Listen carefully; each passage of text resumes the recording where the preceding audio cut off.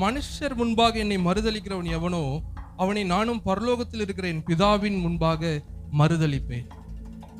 ஆண்டவருடைய வார்த்தை மாறாதது. இவர் சொன்னதுதான்.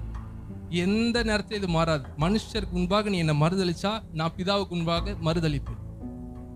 ஆனா மனுஷருக்கு முன்பாக மறுதலித்த ஒருத்தர் இருக்கான். யார் சரியா சொல்லுங்க?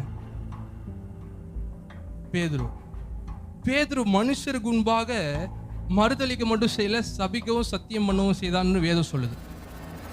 நியாயப்படி, அதாவது இவர் சொன்ன வார்த்தையின்படி இப்ப இந்த பேதுருவை பிதாவிற்கு முன்பாக ஆண்டவராகிய இயேசு கிறிஸ்து மறுதலித்திருக்க வேண்டுமா வேண்டாமா?